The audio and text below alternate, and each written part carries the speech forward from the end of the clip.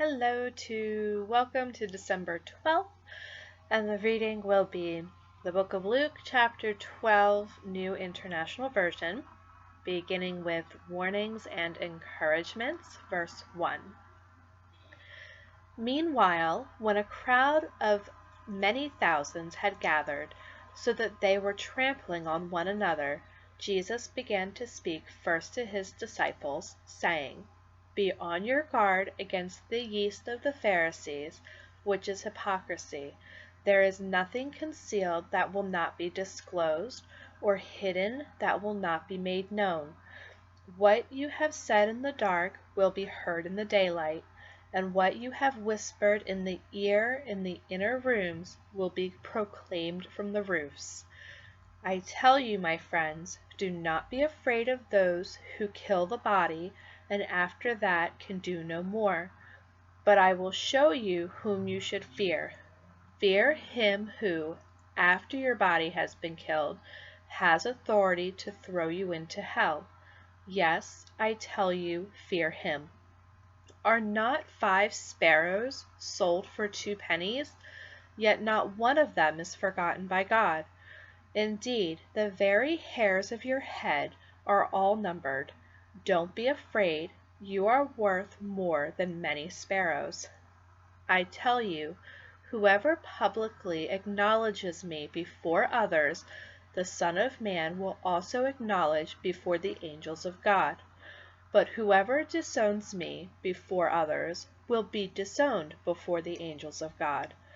And every one who speaks a word against the Son of Man will be forgiven, but any one who blasphemes against the Holy Spirit will not be forgiven.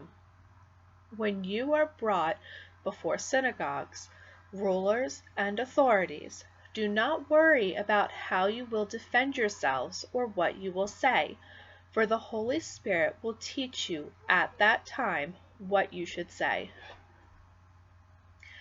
The parable of the rich fool, verse 13. Someone in the crowd said to him, Teacher, tell my brother to divide the inheritance with me. Jesus replied, Man, who appointed me a judge or an arbiter between you? Then he said to them, Watch out. Be on your guard against all kinds of greed. Life does not consist in an abundance of possessions. And then he told them this parable. The ground of a certain rich man yielded an abundant harvest. He thought to himself, What shall I do? I have no place to store my crops. Then he said, This is what I'll do. I will tear down my barns and build bigger ones, and there I will store my surplus grain. And I'll say to myself, You have plenty of grain laid up for many years.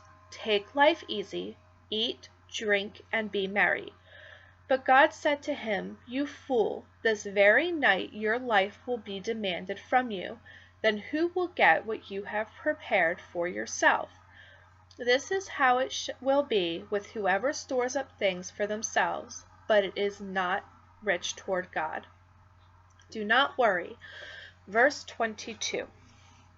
Then Jesus said to his disciples, Therefore I tell you, do not worry about your life, what you will eat, or about your body, what you will wear. For life is more than food, and the body more than clothes. Consider the ravens. They do not sow or reap, they have no storeroom or barn, yet God feeds them. And how much more valuable are you than the birds? Who of you, by worrying, can add a single hour to your life? Since you cannot do this very little thing, why do you worry about the rest? Consider how the wild flowers grow. They do not labor or spin. Yet I tell you, not even Solomon in all his splendor was dressed like one of these. If that is how God clothes the grass of the field, which is here today and tomorrow is thrown into the fire, how much more will he clothe you, you of little faith? And do not set your heart on what you will eat or drink. Do not worry about it, for the pagan world runs after all such things, and your Father knows that you need them. But seek his kingdom, and these things will be given to you as well. Do not be afraid, little flock, for your Father has been pleased to give you the kingdom. Sell your possessions and give to the poor.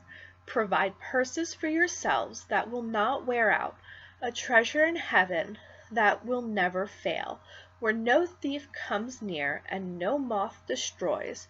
For where your treasure is, there your heart will be also. Watchfulness. Verse 35.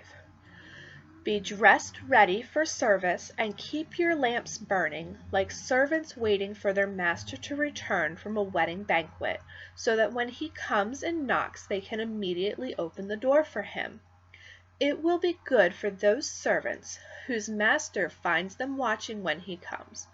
Truly I tell you, he will dress himself to serve, will have them recline at the table, and will come and wait on them. It will be good for those servants whose master finds them ready, even if he comes in the middle of the night or toward daybreak. But understand this, if the owner of the house had known at what hour the thief was coming, he would not have let his house be broken into. You also must be ready, because the Son of Man will come in an hour when you do not expect him. Peter asked, Lord, are you telling this parable to us or to everyone? The Lord answered, Who then is the faithful and wise manager, whom the master puts in charge of his servants to give them their food allowance at the proper time?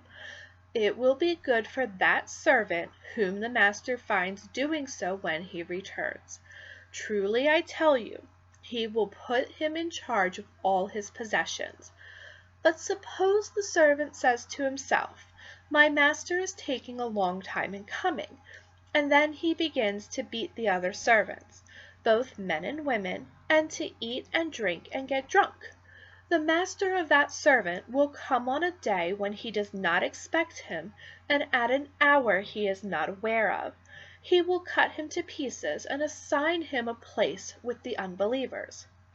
The servant who knows the master's will and does not get ready, or does not do what the master wants, will be beaten with many blows. But the one who does not know and does things deserving punishment will be beaten with few blows. From everyone who has been given much, much will be demanded, and from the one who has been entrusted with much, much more will be asked. Not peace, but division. Verse 49. I have come to bring fire on earth, and how I wish it were already kindled.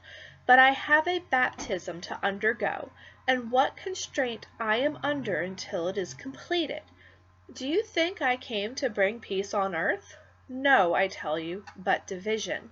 From now on, there will be 5 in one family divided against each other, 3 against 2, and 2 against 3.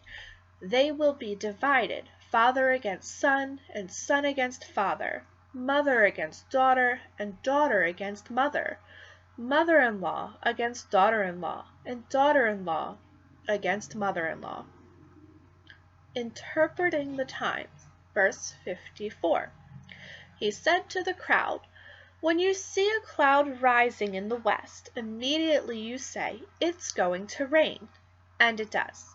And when the south wind blows, you say, It's going to be hot. And it is. Hypocrites! You know how to interpret the appearance of the earth and the sky. How is it that you don't know how to interpret this present time? Why don't you judge for yourselves what is right? As you are going with your adversary to the magistrate, try hard to be reconciled on the way, or your adversary may drag you off to the judge, and the judge turn you over to the officer, and the officer throw you into prison.